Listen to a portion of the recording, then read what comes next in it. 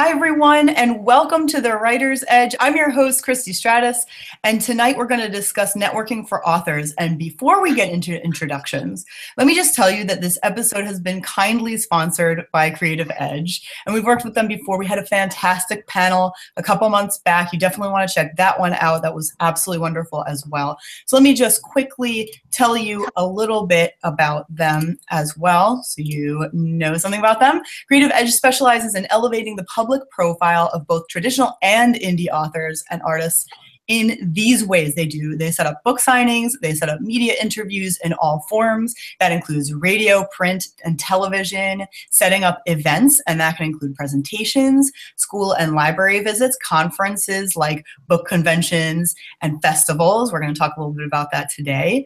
And they obtain book reviews and interviews through bloggers and podcasters. So Creative Edge has collaborations with a number of media and literary organizations, and that includes the Alexandra Writers Society and When Worlds Collide Festival. So thank you so much again to Creative Edge for sponsoring this video. And we actually have the owner here today. That's Mickey.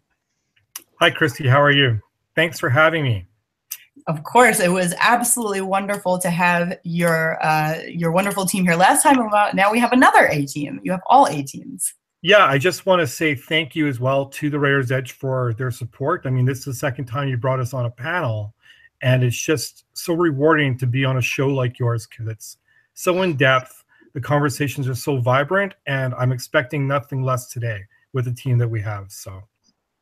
That's so nice. Thank you so much. I really appreciate it. And you guys always really come with amazing suggestions. So, I think it's going to be exactly the same way today. I'm really excited for this. So thank you again for sponsoring this video.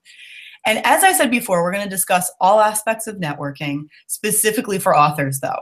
And even though we have some set topics, please, as always, leave your questions in the chat, and I'm going to do my best to get them answered. And if we just happen to not have time, then I'll leave them in the comments section, as always, so that our panelists can answer them afterwards. So don't forget to subscribe to our channel and hit the notification bell so that you will get notified when we go live or when we post a new video. So now I am going to let each of our panelists introduce themselves, and then I will also introduce myself. So if each of you could just tell us your name and your book and your genre, that would be fantastic. So let us start with Sarah. My name is Sarah Johnson. I write literary fiction and dark speculative fiction. I have a collection of short stories out called Suicide Stitch and a novel coming out in October called In Practice. Thanks so much. And Sarah was on last time, so it's great to have you back, Sarah. Thanks. Next is going to be Con.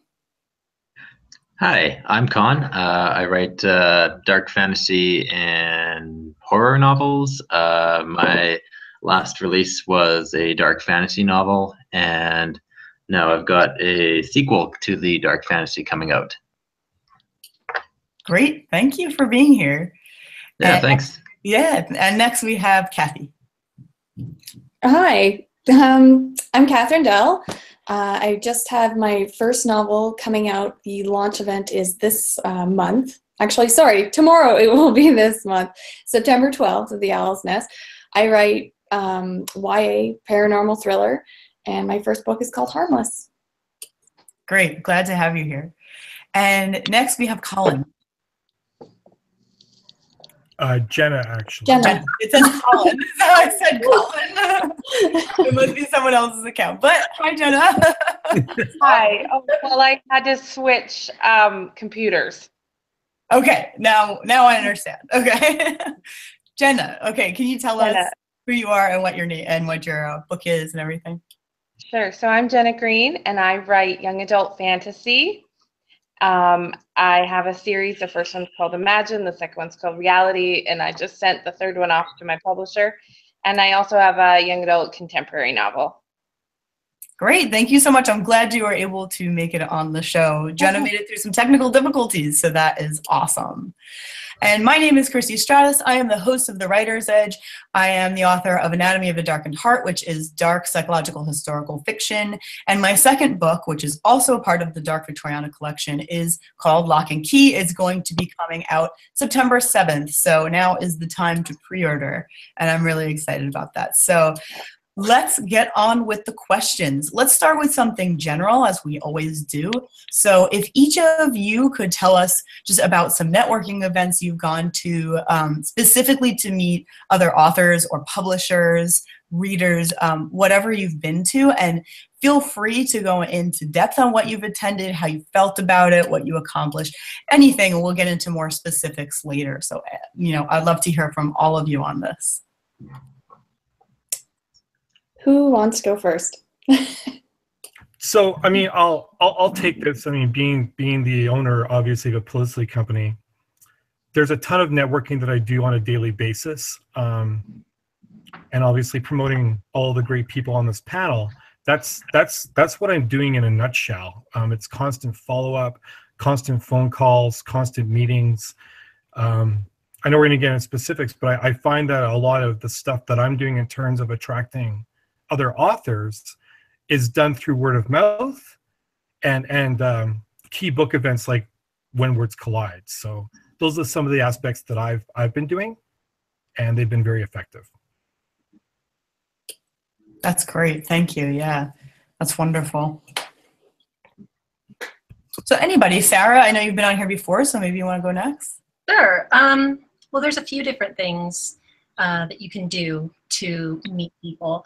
You can go to conferences. That is a great way to connect with other writers, meet people in all areas of the industry, and also going to literary events in your area and getting involved in your writing community through various organizations. Here in Calgary, we have the Alexandra Writers and we have the Writers Guild of Alberta. It's really important to be part of your local writing community. I can't overstate the importance of that. Yeah, and actually, after we hear from everybody generally, I would definitely love to hear more about your local writing community, like what exactly it does, because I feel like a lot of communities do different things and have different opportunities, so it'd be really cool to hear what sort of an ideal situation would be. So yeah, that would be great. So Con, what about you? I've had a backwards approach to it unintentionally. For when I first started pursuing writing professionally, I figured I could just go straight to the fans, and I thought that was the way you went about it. So I tended to go to like comic conventions and book conventions and anywhere else I could get my books out there. So when I actually started getting into networking with other authors and other like publishers and editors, and I didn't start until a couple of years ago. That's when I really started to pursue it, and that's kind of was an aha moment a couple of years back when I was like, oh, probably need business cards, and I probably need to make myself well known. So it's more of a new thing for me, networking with other authors in the industry, and the more I do it, the more I find how passionate everyone is, and a lot of people are going through the same things that I'm going through because writing's such a introverted profession. So yeah, I haven't had a ton of experience, but within the industry, at least for networking, and yeah, but overall I'd say it's been good, and I can see continuously how I can do more. And the biggest one I've gone to is When Words Collide in Calgary every year, and that one has been progressively rewarding every time I go there. Yeah, that's another one I would definitely like to hear more about as the panel goes on. So I'm glad that you mentioned that. Yeah. Yeah. So, Kathy? A lot of my networking, I'd say I started years ago before I published my book. I made some real connections even just on Twitter and Facebook when I was trying to build an author profile sort of online with my website. I would interview other authors, invite people to blog post on my site. I've met a lot of authors that way, and sort of targeted ones that might be in my own city that I could meet face to face, and through them have met more people. And everyone on the panel is mentioning When Words Collide, which I've been to twice. My first time 3 years ago, then I skipped a year, and then I went this year, and it was definitely a different experience both times. The first year, I didn't know as many people. I went to a lot of the panels, really learning a lot, getting inspired to write more. And then this year, it was more of a networking event, going to see, you know, the writer friends that I already have, and sort of, you know, it is a very solitary profession, as Con said. So it's nice we get out once a year, I guess, to see our friends at least. So, and even for next year, when words collide, just talking to my writer friends and how they experience it, I'll probably do things a little different next year. Yeah, because it's such a huge event. Yeah, there's probably a lot to do and pretty big learning curve, I would think, the first time that you do any kind of bookcon or something similar. It really is something for the person who even just really loves to read, all the way to an author that's been published and doing this for 20 years. Mm. That's super valuable information too. Yeah. And what about you, Jenna? I'm sorry. Oh, no, go ahead. Jenna? Can you hear us, Jenna? Okay, go on, Kathy, and we'll get back to Jenna when she can hear us. Oh, I was going to say, you know, for the person just starting out, they shouldn't feel discouraged to go to When Words Collide, a writing event like that, just because there is something for everyone and you can experience it on different levels. You learn as you go, and even maybe the first year you sort of just get a feel for the event. Yeah, and that's a really good point, getting a feel for it, because one of the things when I think about a BookCon, I'm sort of nervous that I would have to get a feel for it, and that my first time would be like a bust, like I wouldn't know what I was doing. But maybe that's actually a valuable experience, going in with just not really being sure what to do with myself, and like looking around and taking some advice from other people, or just, you know, is that how you guys generally found it, that you went in? Like, I mean, I'm sure Mickey prepared you to a big degree, you know, so maybe you started with a pretty good advantage there. Yeah, I kind of want to jump in too. To be honest. Go ahead, Mickey. What's that? Oh, go ahead. I was just going to say they prepared me, to be honest, for the BookCons, WWC, and Sarah's been there so many times that we had conversations about what to expect. So it's really, really good. Sorry, I cut you off, Con. Go ahead.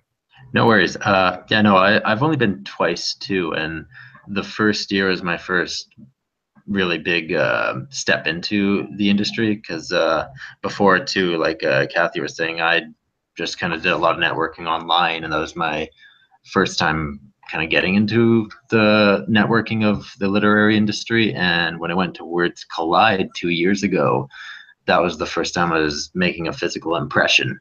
And I learned a lot really quickly between going to the panels and talking to people in between and after the convention on what to do, what not to do, and where the real networking happens and whatnot. So the second year I got it felt more like a networking event than a learning convention, which was what I went there to go for the first time. So I think every year you go back with a different goal in mind, and taking notes with you every year is really important, so you can plan for next year, even right after the convention just ended, and figure out why you're going next year.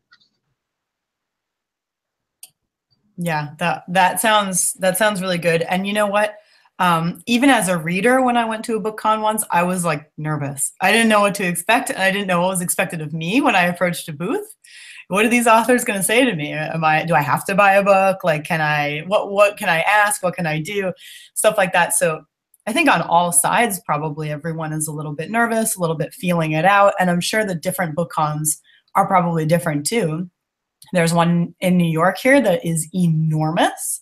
And then there are smaller ones that are more local.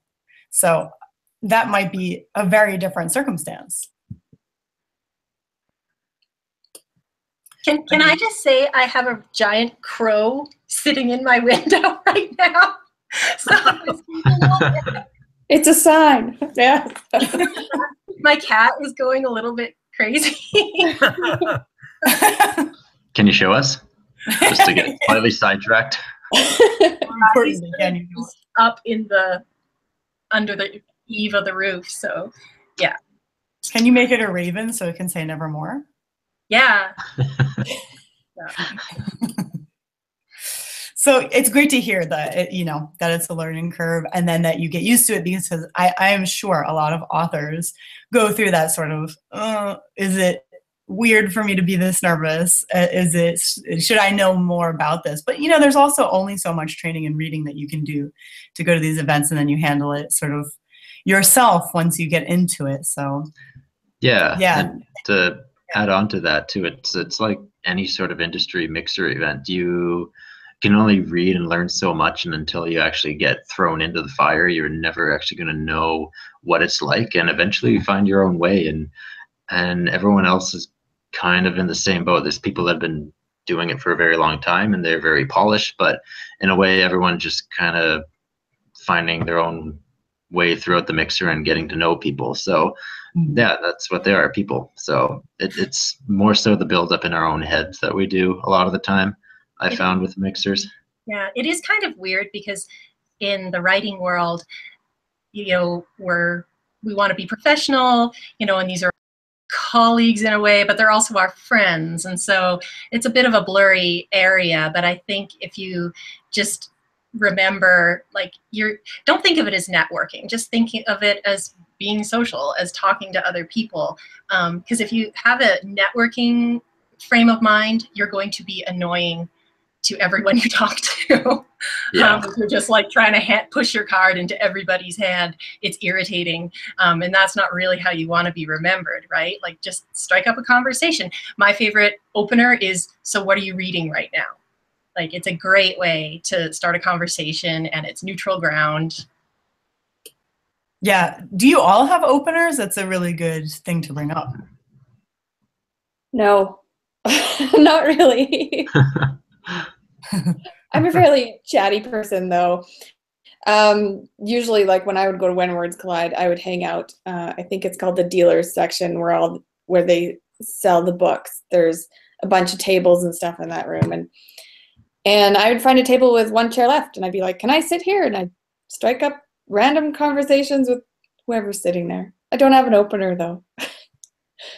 Yeah, but random conversations, I mean, that's good.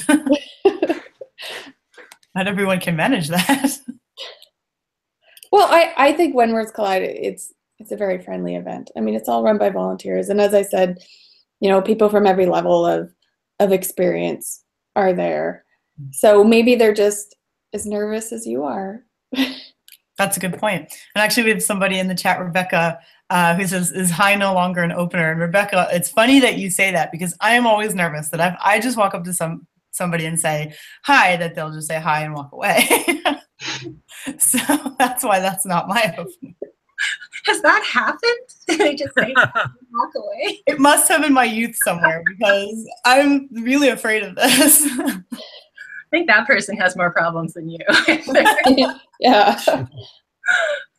I have to. The writers I think do. We don't know how to socialize. We need to be kind of warmed up a little. Yeah. Yes. Nikki, what were you saying? I was just going to say, I think it's important to realize too, and maybe I'm getting more professional about this, but it's important to understand that we're all friends. Like, we all work within the same industry. We all have the same passion for the same industry, whether it be the genre of book or writing or what have you. So when we're at a large scale event where it's the same kind of people fluttered together, saying hi may not just be effective, because you're already knowing the kind of industry you're in. So you should be able to just make small talk.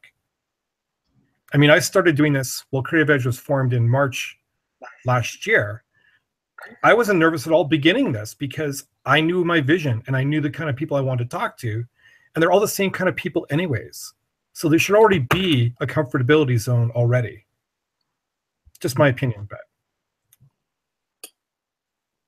That's a good point. Comfortability zones, prepare for hugging. I don't know why, but like cons especially are like super huggy environments. And just, I think if you go into it knowing that, it won't be quite so strange when you find yourself in full body contact with strangers multiple times a day. It's actually true. When I I didn't mention that when I had gone to that BookCon where as just a reader, I was really nervous. I did end up warming up a lot because people were really nice and they were looking to talk to you. It was just on my end that I was nervous because I didn't know what to expect. So it is true that especially if you're in the same industry, as you said, Mickey, you already have something to start with. You have any number of things to start with, even if you don't know what the person's genre is. You can start with that. You can start with almost anything. So those are actually all really, really good points. I'm glad you brought them up. So I know some of us are talking a little bit about book cons and meeting, potential, friends, because we're talking to each other at the booths, right? So fellow writers. Do you find, though, that when you talk to readers, do you find that these are temporary connections or more permanent connections? Is it tough to make permanent connections at something like a book con that can be fleeting? Or, how do you find it? I had 2 readers come up to me at When Words Collide. It was kind of an awesome moment because I've never had that before.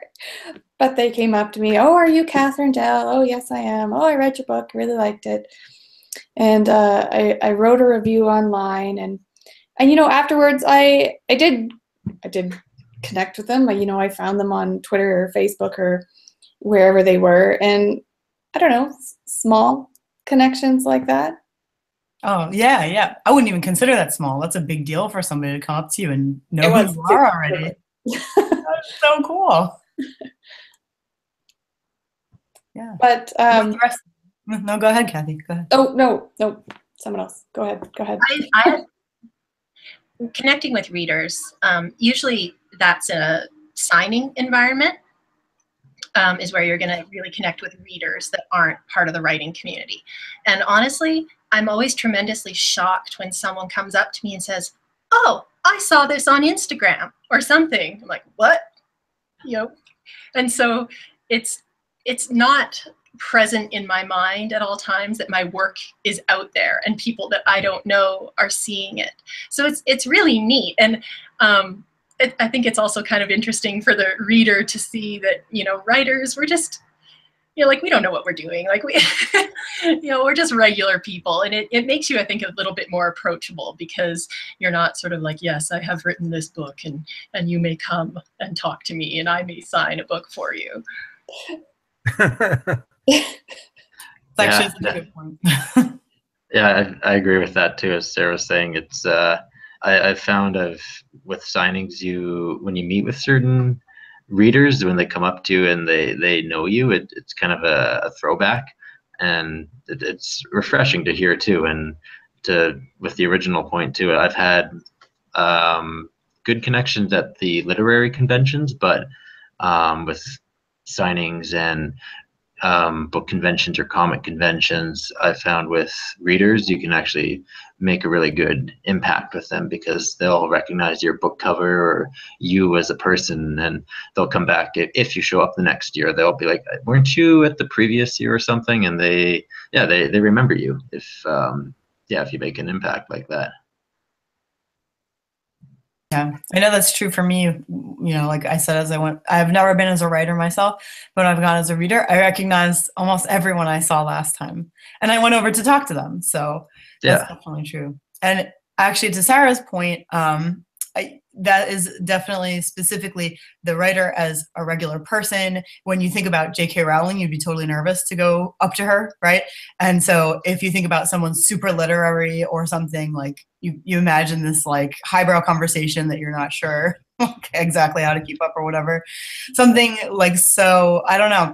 So that's a really good point also, just to sort of humanize in that way, that is just, we're very friendly, It's a good point. Yeah, we're happy when people talk about our work, and we're just people like everyone else, and so it's really great to talk to people, not even just readers or other people with mixers too. Everyone's just people, and treating them that way too, and not putting anyone on any sort of foreign pedestal or something. And that's I'll just make one point around that if I can. That's why it's so important for authors to identify with the readers. That's why it's so important to go to signings. Some authors don't want to do signings because they're not going to sell a lot of books just based on the success aspect. But how do you know, if you don't go and do that, whether you're going to connect with that one reader who's going to tell 25 other people how personal you were and you wrote this fantastic book? That experience is never going to happen unless you do things like the signings and the book events from a personality standpoint. And that's what I'm trying to gear into to everybody. Well, they all know my take on this. So, but yeah. Yeah, that's really good. So do you guys have any tips that you would share about networking in person versus networking online? They're two pretty different things, I would think, but you guys tell me, what do you think? I don't think they are that different. I think, sorry, Kathy. Nope, go ahead. First. I don't think they are that different. And I think you can run into problems when you think they're different. Networking online, like social media, be social. Don't be, sending out posts, 5 times a day, buy my book. Just talk to people. Be social. Talk to them like you'd talk to them if they were in front of you. Share things. Absolutely. You beat me to the punch. That's what I was going to say. That was one of my pet peeves about Twitter. I think years ago, Twitter was much more like a water cooler sort of environment, and people got together and chatted and were social. And now it seems like a flashing banner ad, which absolutely puts me off. I would not buy a book that I saw like flash, flash, flash, tweeted every 5 minutes.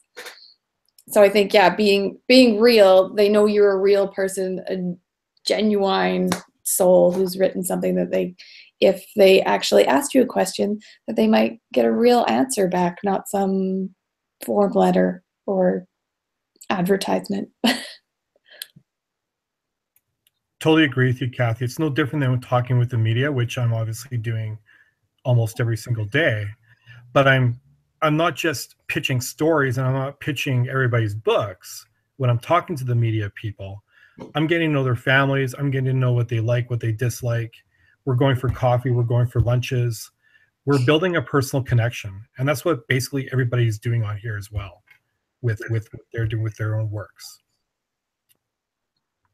Yeah, and add on to that, finding especially with social media, finding your social media voice. And we are writers, so we have to find our way to express ourselves, because there's a stat online about through text, you lose about 70% of the personality of an individual. So finding a way to express yourself, especially on Twitter in 130 characters, that comes across as a genuine person. So at least for myself, that's where I found I struggled, is to express yourself as you would in person through social media. But yeah, I think it's something that we all have to learn and kind of find our own online voice versus how we talk in person and how we write, because they're all kind of 3 different categories, at least from what I've found. I don't know, has anyone else noticed that? Yeah, it can be tough because one of the things that I've found is like balancing between, the personal stuff, like how personal, how business-like, how much should I be pushing my book, how much not. But also, yeah, like you're saying, getting your personality across in a way that, even when you send an email, it can come out so much differently than when you're speaking. Yeah. Yes, there's no inflection in text. Which can get you into trouble sometimes. Absolutely. Do you guys have any like general rules or not necessarily rules, but tips as to how you can be personable, or rather personal? And like, I don't know how much is too much. Some people get like really into politics and stuff. Like there's Stephen King, and he's like all about politics. Not all about, he's doing a lot of tweets about politics is what I mean. And, there are other people who really don't want to do anything personal. Do you have like any kind of general idea of how much should be or how much is too much or anything? I think it's a nice balance to post a little bit of personal stuff. Like I have 2 kids, And I know that anything I post on my Facebook or Twitter, that's totally public. So I always sort of have that in my mind. And letting people know that, you know, you do have a bit of a personal life and a softer, maybe a softer side, or other things happening that aren't just about your book or about your writing. I think that's nice to let people in. But on the other side, it is very public. So I'm aware of what I post. Yeah. Yeah, I think that makes a lot of sense. And one thing that I hear from some authors is like being afraid of putting certain things to turn people off, like politics, like anything along those lines, and just sort of staying clear of anything that could be controversial. And, you know, some people get their audience from that, and some people are absolutely against it. So, you know, I don't know if, Mickey, you have any general guidelines that you give any of your authors? I do. Most of the time, well, half the time they're not followed, but half the time they are. I always recommend to authors that they have a personal Facebook page or a personal Twitter page, as well as an author Facebook page. That way, open to be able to post what you want to post on your personal aspect, and then keep the professionalism piece on the author page. And the reason I say that is because when I'm reaching out to media for an interview or a book review or something like that, there's always the fear that that media person is going to go and look at that person's Facebook page. And if there's a lot of comments like begging for reviews or sexual innuendo or things like that on their page, there's a really good chance that that interview is not going to happen now just based on that style of that individual. Just my opinion only, but I think it's warranted. Yeah. My online persona tends to be a little bit sharper than my in-person persona. I'm super sweary online, way more than I am in life. And but my rule of thumb is always be kind. So as long as I feel like what I'm saying isn't malicious, I'm pretty good with it. I can't imagine you being super sweary. She's not. She thinks It gives her personality. Totally her personality. Did all the things he doesn't want to see on this. Although my Facebook page is private. She keeps it clean. My biggest thing, and everybody knows this, is I don't want authors begging for reviews because it looks desperate and it's counterproductive at the end of the day. So I don't think I have anybody that actually does that today. So that's one of my biggest pet peeves. You guys also have is a really great place also to boost the signal for other authors that you've read something and you like it. Tweet about it. You know, put a star review on Goodreads or something. Just, I mean, we forget that using social media isn't just to promote ourselves; it's to support other writers as well. Absolutely. I mean, that's how I met a lot of the writers in my group and how I know them. You know, maybe I saw their book online, I go get it, read it, and yeah, do give them support because, you know, you hope maybe they would read yours and give you reviews. Not that I'm begging for reviews, Mickey. I never thought you but were. It's just another way to support fellow authors. Because I think as writers, we all enjoy probably reading just as much. I know I do. Yeah, definitely. Do any of you guys also have pet peeves on social media that you, any other ones? In social media, there are, I don't know if this is the technical term, tweeters that you can program to search for specific words and they will take tweets and retweet for you all the time. And it's not very genuine as the author, I think, to have something like that on your account, constantly retweeting who knows what just because it has keywords in it. That's a pet peeve of mine. Yeah, that was a big thing that was super popular like I don't know if it was 3 years ago that everyone was doing it. And my feed was just filled with it. And I can agree with you on that for sure. Yeah. One of my pet peeves is authors who bitch about bad reviews. I can't stand it. It bothers me so much. I hear you, Sarah. Me too. It's like, you're going to get bad reviews. Don't get so butthurt about it. Like, it just makes you look worse by going online and saying, oh, this basic reader obviously didn't understand what I was trying to do. Like, it's terrible. It's so tacky. I think bad reviews are good. It keeps you balanced and it keeps you humbled. Everyone has them. Everyone. Agreed. Right. Yeah, even some of the most popular books out there, you know, I've tried to read and get into, and maybe I don't like it, but that's just one person's opinion, and you know, that's all right. Everybody's entitled to it, entitled to their own opinion. As long as you're not giving spoilers, it's fine, right? Sure. So what would you guys say is the best way to find potential readers who are going to stick with you? And I'm talking like, sure, regular potential readers is one thing, but there's also book bloggers and ARC readers. You know, as Mickey said, begging for reviews is really not a good thing. It can be tough to get them in, even if somebody promises. It can be definitely tough. But, you know, just do you have any hints or tips or anything about how to find these potential readers who stick? Or any places that you find usually work, like a Goodreads or something like that? I've been trying to network and maybe spend a little more time on Goodreads. There's so many social medias out there that you know, it's hard to divide your time and find what works for you. But I've been exploring it a little there, just because it's a site specifically for readers and writers and people who are wanting people to recommend them books or just talk about the books they love and stuff. So I've been trying to find my niche on that site and maybe find more potential readers or even just other bloggers and people to network with.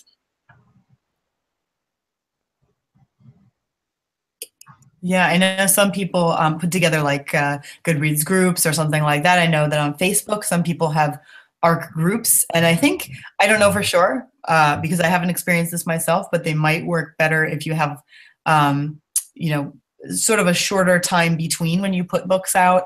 But, you know, I'm really not an expert in that. I've never done it myself. I just happen to know a fantasy author, actually Joshua Robertson, who has a big, and he talked about this before, a big ARC group, I believe it is, or a beta reading group on Facebook. And, you know, not everybody gives him a review, but he is guaranteed like a percentage of reviews. So, I mean, that's just one example. I don't know how many of you have anything like that.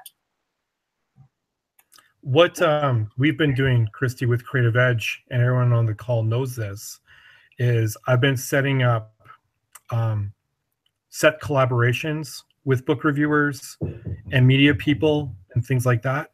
And so they've actually agreed to basically review or interview every one of our authors, either on a weekly or a monthly or release giving notice. And it's ongoing. So whether the book is bad or good, we're still going to have that collaboration to do those reviews.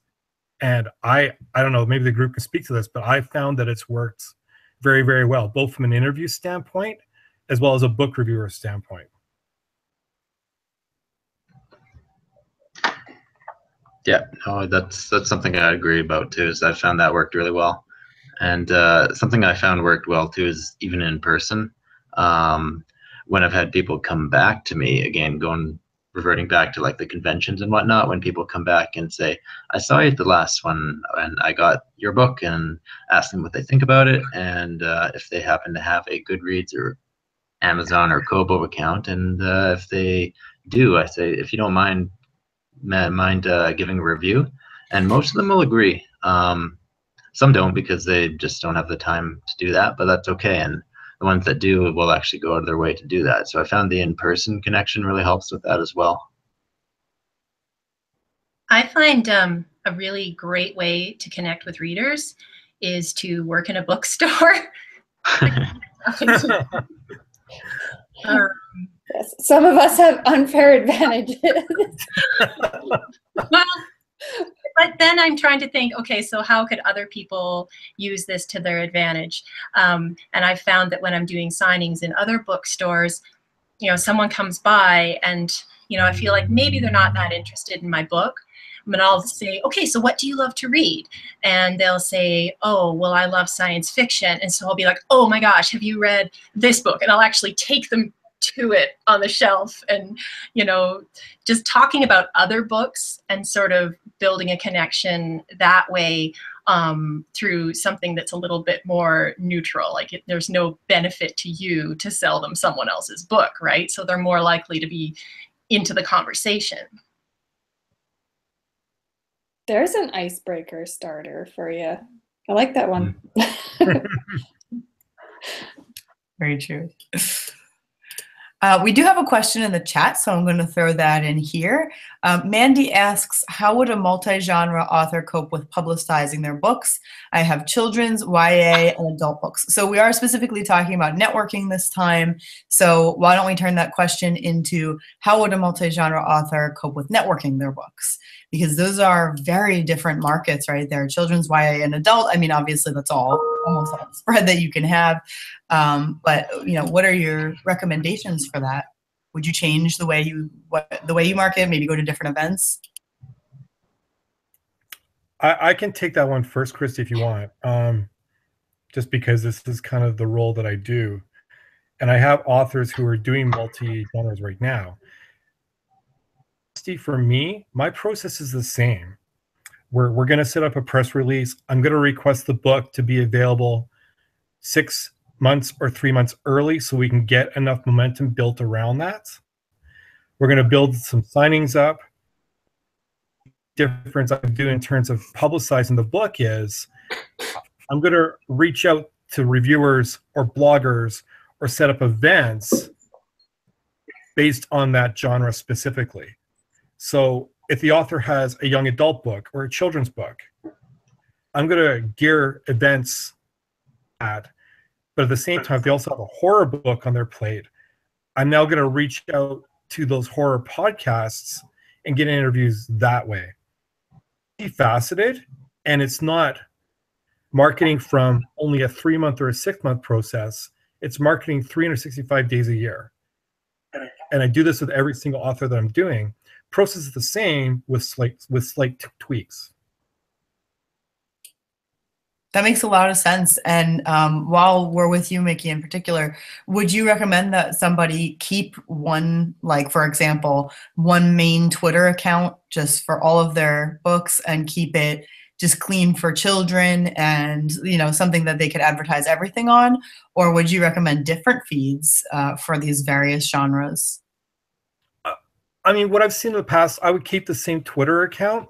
My challenge to multi-genre authors, and I've had this discussion with a lot of people, you don't want to release too many books in a certain window. You don't want to release 4 or 5 books within the same window, because as a publicist, I'm only going to be able to reach out to the media at one given time around one book. Otherwise, we're bombarding them, and they're not going to carry you at all. So from the multi-genre aspect, it's better if you can spread out your works over a longer term, delay the launches if you need to do that, and it's going to suck initially for sales, but it will pay off over a long term rather than a short term mentality. Yeah, that makes a lot of sense, I think. That makes a lot of sense. Okay. Actually, I'm not sure if any of you on the call are multi-genre. I know that you mentioned specifically one genre, but I'm not sure if any of you are multi-genre. A little.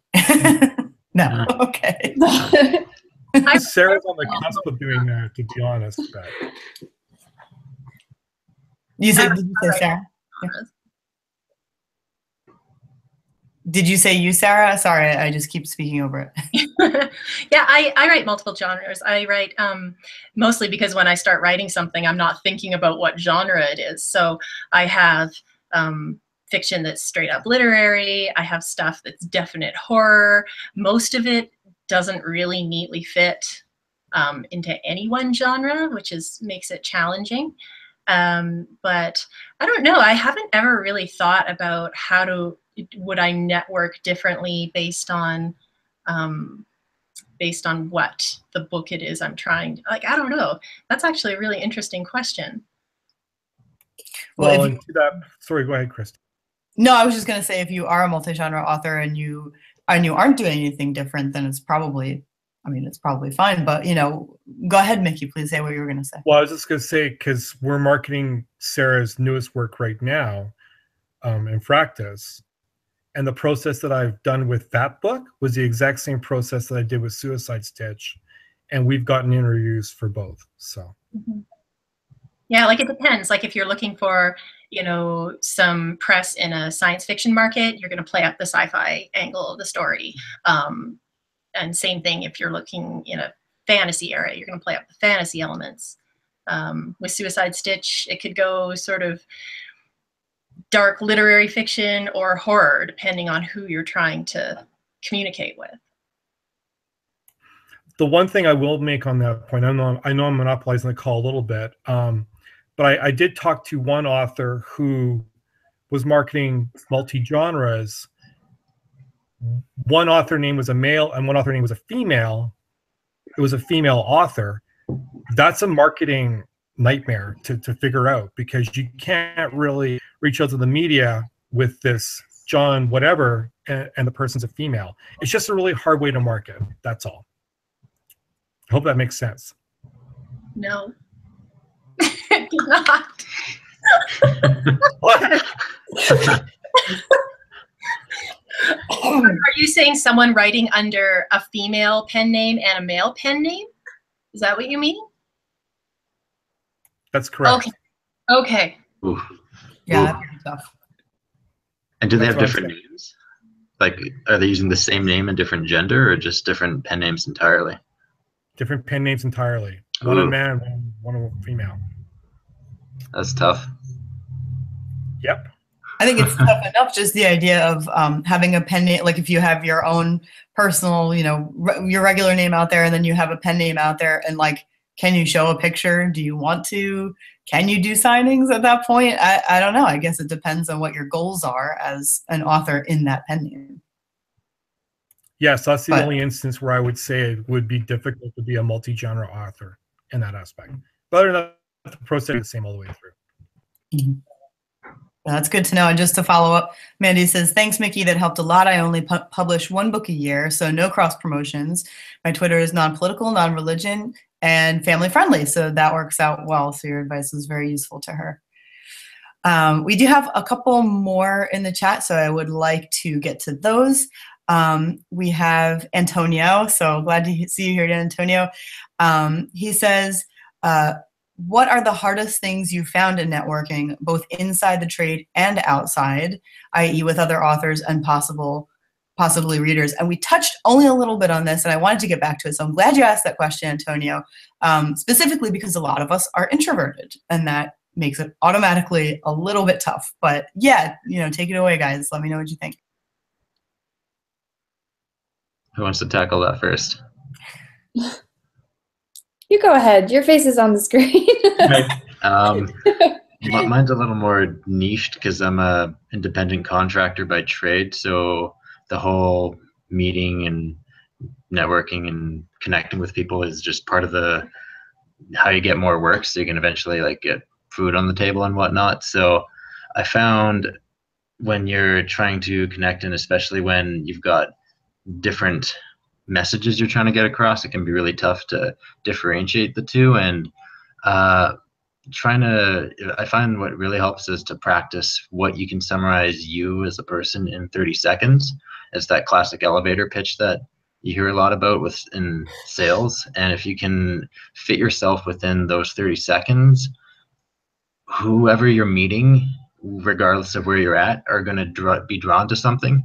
In particularly my case with my contract work and writing, if I say one or the other with graphics or writing, one of those are going to light someone's interest, and they'll ask about that, and then you just focus on that and you just leave the other behind. So I found that works really well when you're trying to introduce yourself in any aspect of your life, whether it's a family event or meeting new people or a birthday party or something. The elevator pitch is something I really had to work on too. You know, when you're first starting out, maybe your one fear is someone asking you, "So what's your book about?" And you know, you're trying to spit out a 370-page novel in, as you said, 30 seconds. Make it sound interesting and professional and not go on for 10 minutes because they don't want to hear that. That's definitely something that I have polished through, you know, face-to-face meetings with people. They ask what you do, whether it be at like When Words Collide or an author event, or just randomly meeting new people wherever you might be out, and they ask you. I've gotten a lot better at that. I hope. Takes practice. A lot of practice. Yeah, that I can agree that that's a tough one. And you know what? My books are completely character-based, so I have no plot to talk about at all. So it's like total character development. Very tough to make an elevator speech, but I agree that is tough both in and out of writing. It's like a Seinfeld episode. That's right. Only much darker, but yes. That's awesome. That's your log line right there, Christy. There you go. Yeah. I told that to you, Kathy. Thank you. Oh boy. You guys, is there anything else that you guys have, excuse me, Sarah or Mickey, about difficult things in networking? Well, I'm a spaz. Like, that's my problem. Like, the brain-mouth filter engagement is not always consistently reliable. So I'll just blurt out things, and then I'll try to make it better and make it worse. So luckily, most people have a good sense of humor and find it kind of adorable, but like sometimes you can tell they just don't know what to do with you.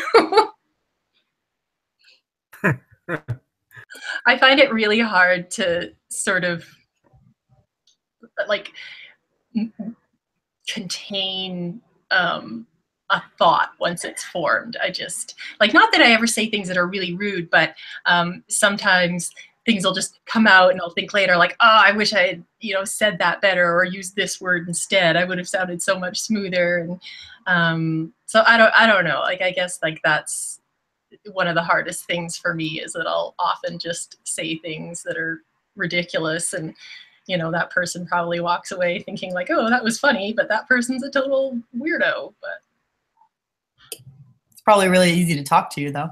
Well, I find it easy to talk to you, Sarah. Awesome.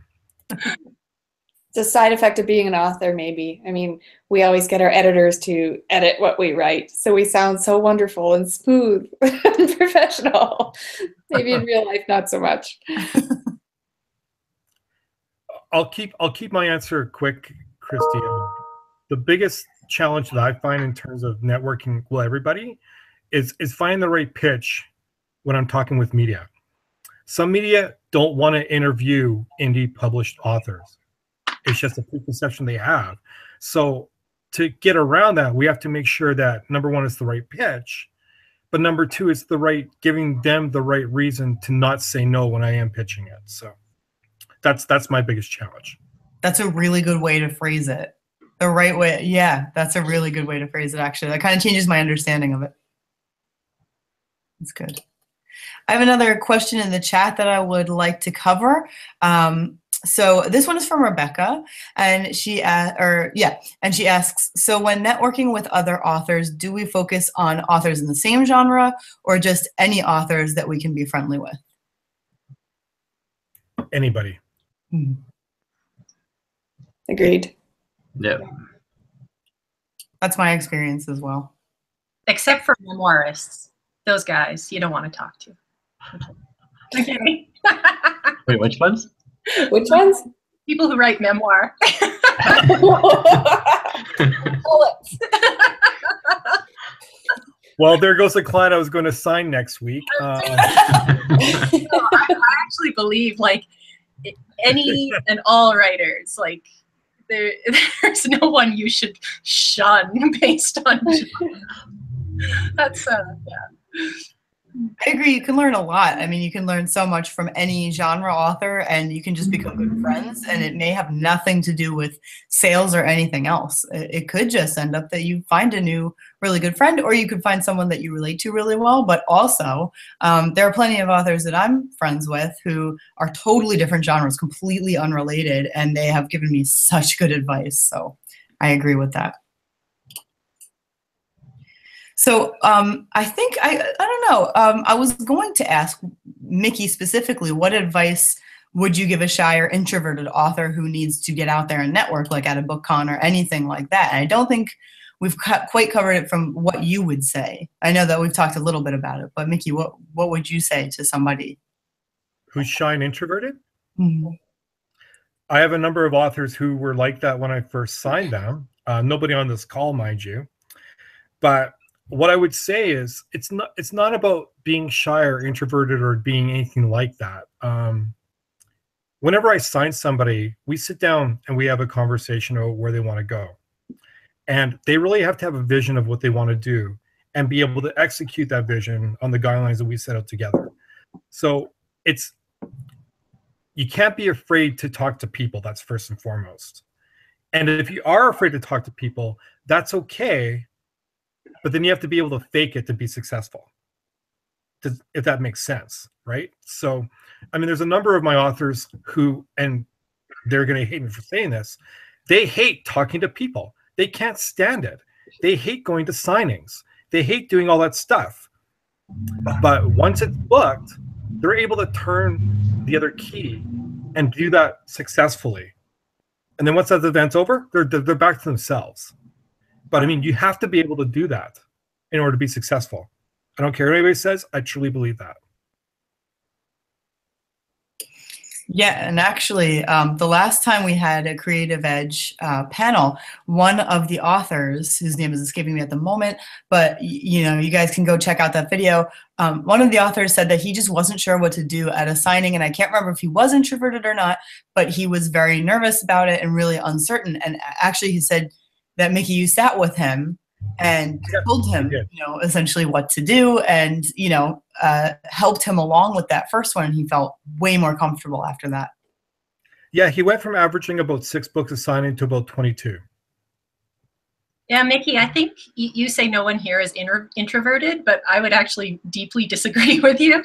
I think we probably all are. It's a matter of practice. And introverted doesn't even necessarily mean shy. It doesn't mean antisocial. It means, like, after this, I'm going to have to go drink half a bottle of wine and not talk to anyone for 3 hours. Like, because I'm going to need to recharge that energy. I'm having a great time talking to everybody. It's not that I'm not enjoying it, but like it doesn't charge me up. It drains the battery, right? It's the difference between being introverted and extroverted. Me too, I think, as well. I love going out and talking to people, but how I recharge my batteries, like, I don't mind being at home by myself with a book or watching TV. That's how I recharge too. Yeah. See what a great job I've done with everybody, Christy? See how it is? Look at all these introverts. Welcome to my world. I'm only kidding, guys. No, it's really good, and it's so important because I feel like some authors might even turn down opportunities because they're just nervous, you know, or they're not thinking of it in the way that you just expressed it, which is, I can be introverted at this moment, but when I go to that signing, I put on that face, the game face, and I do what needs to be done. Yeah. You're not wrong in that comment, to be honest. Mm-hmm. There's actually a lot of authors that I deal with and I've signed that have said to me, I'm not going to do this even after I've booked it.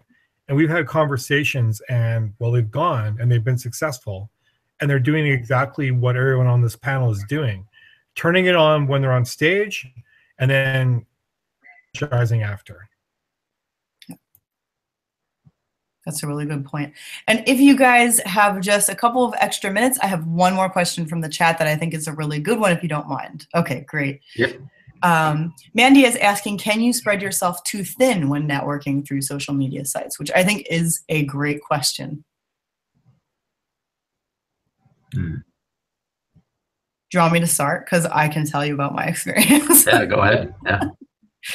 I definitely, one of the things that I was asking before Mickey was, I asked this of Mickey, I mean, should you have like multiple Twitters if you are, you know, someone who has different genres or different markets or something? And I don't have multiple Twitters or Facebook pages or anything, but I do have 2 or 3 Instagram pages, and I can tell you that it is tough to keep up with for sure. So far, it might be worth the effort. I'm enjoying myself and making new connections through those different, you know, Instagram ones. That's just an example. I meet very different people on this YouTube channel than I do on my writer YouTube channel, where I just give advice, and it's not like a podcast live stream. To me, it's worth it, but you can definitely run into that problem of spreading yourself too thin, and it is a matter of sometimes planning ahead and maybe writing posts ahead of time and scheduling them or something, for example. I think as well, in terms of spreading yourself too thin, beyond the online aspect, it can be done also from a physical aspect, from a book signing aspect locally. So, I mean, there's a lot of authors that do that. They'll center on one area where they reside and then not be able to spread themselves out. Well, the way to do that is to reach out to different levels and different cities and different areas and different publics, and do some multi-author events so that you're not the only one at that event centered. Online is the same process.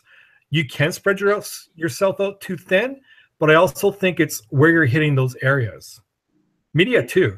I could go to CTV 5 times in a row for one author, and they have brought that individual on 5 different times.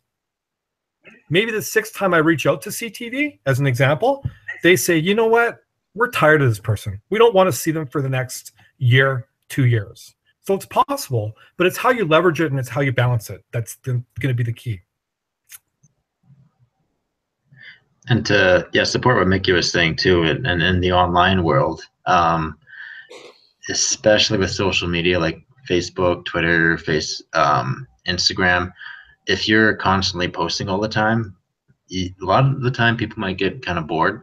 So posting a little less can actually be more effective at times. And the cliche with the internet is content is king, and that goes with websites, social media, and whatnot. If you've got interesting posts, people are going to listen to it, but those take more time to make. So you actually have to sit back and plan ahead and make a backlog on what you're going to post for the past month, rather than impulse posts, which they help. But if you do it too often, you're going to end up spreading yourself thin, which is what the original question was.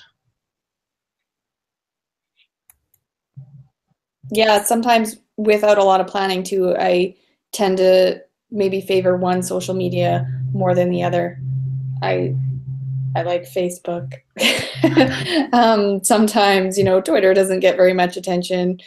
I'm trying to learn Goodreads and how to network on there a little better. I also have Instagram. But yeah, sometimes one gets a little more favored than the other. I need to learn to plan out my posts perhaps a little better.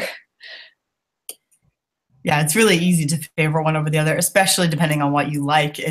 I find the exact same thing. I really like sharing pictures with something, you know, underneath them, whether it's my own writing or something else. So I tend to favor Instagram and make sure something's always up on there, and then forget about Twitter for a little while. So yeah, definitely scheduling. I try to do like a time on the weekend where I schedule all my Facebook posts out for the week, so that I don't forget, because if I try to do it every day, it's just not going to happen. It's very tough. So this was absolutely fantastic.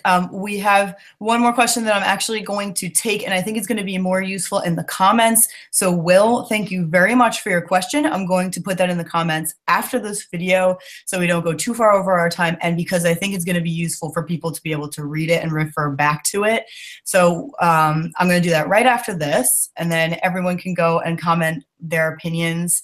But first of all, let's just go around and everyone stay tuned, because everybody's going to tell you, all of these authors are going to tell you where you can find them, and then I'm going to tell you about our next episode briefly. So let's start with you this time, Mickey. I have a website now. It's all built up, www.creativeedgepublicity.com. every single author, well, not every single one, but the majority of the main ones are on that website under the client base. All three of the authors that are on here, their profiles are there. If you hover over them, it'll go directly to their direct websites. So that's where you can find me. Great, thank you. Thanks for having me. Yeah, this is a pleasure as always. I love working with you guys. And let's go to Sarah next. If you go to Sarah with an H, ljohnson.com, that'll take you to all my social media and all the different places that you can find my work. Great. And Con? Yeah, you can find me at conlavery.com. So KONNLAVERY.com. My books are there. I blog semi-frequently with different authors or writing tips. Next year, I'm going to branch more to marketing blog posts rather than the process of writing. So yeah, check that out if you have further questions or whatnot. And it's got all my social media links. So yeah, find me there. Great. Thanks, Con. And on to Kathy. As well with me, you can find me at my website, which is catherinedell.com. All my social media links are there too. I have on Facebook my profile, my page, on Twitter, Instagram, and Author Central on Amazon as well. Great. And my name is Christy Stratus. I'm the host of The Writer's Edge, as you know, and I am the author of the Dark Victoriana collection. Anatomy of a Darkened Heart was the first book. Lock and Key is the second. It will be coming out September 7th. So once again, thank you to Creative Edge for sponsoring this video. And don't forget to check them out. As Mickey said, you can find them at their website, and you can just look in the description box below. I have his contact information. I have the website, Facebook, everything is down there. So if you have any questions at all, their contact info is there, and don't be shy to email Mickey. He is super friendly and he is really quick to respond. So thank you once again. And just to let you know, our next panel is going to be on September 21st, and we're going to be hearing from some prolific authors on what it takes to publish so many books, how it's done, and what might be too much. So once again, thank you to our audience for being here. Great questions as always. And thank you to everyone on the panel. This was, as always, a wonderful live stream. And we will see you. Thank you. Thanks so much. Thanks for